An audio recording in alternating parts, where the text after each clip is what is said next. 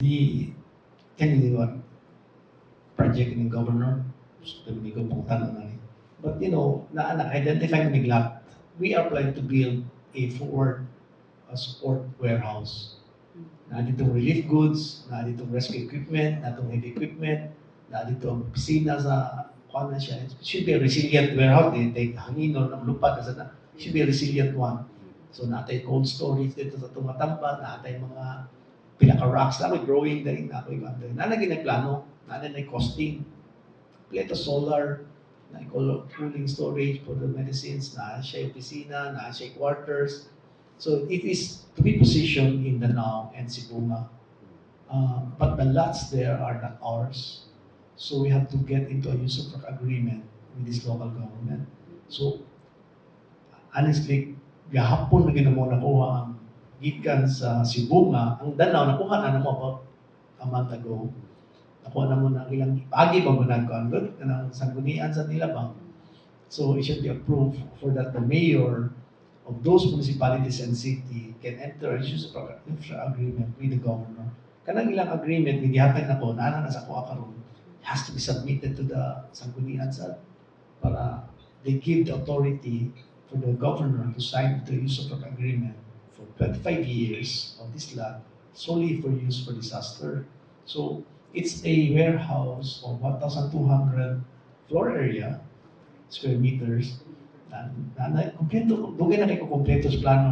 Dugay na kompleto, costing, kompleto na pa na kung sa'yo pumalito, kung sa'yo butang, solar, forklifts, ang kaning mga racking system, na ang design na nasa dugay na kayo, but the process of getting the people pag-uli gahapon, ilang yung liko, nakuha ni kita mo, then maybe today or tomorrow, submit na ako, it has to go to legal, it has to go to SP, then after that, then that's all, morning na paper requirement na ako, kay na, you can do it maybe in 6 months, 7 months.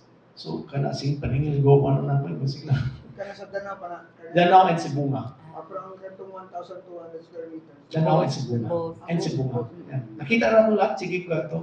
Sige may bisita na. I talk to the council. Appeal ko sa council, nag-istorya ko sa mga mayor.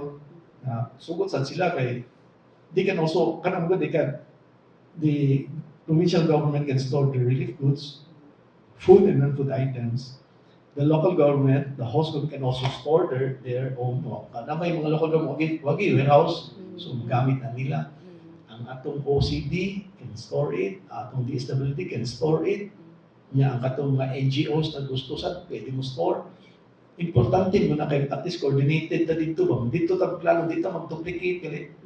It can be duplicate. Okay naman sa bata. At least planado, ikaw, natong kagkamotes, ikaw, ato dito.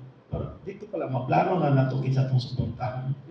But, namang i-process, there's a process.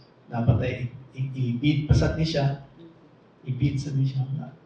Then it's a process that, basta si Governor Sulti, basta masod na natin ako, dali mo na.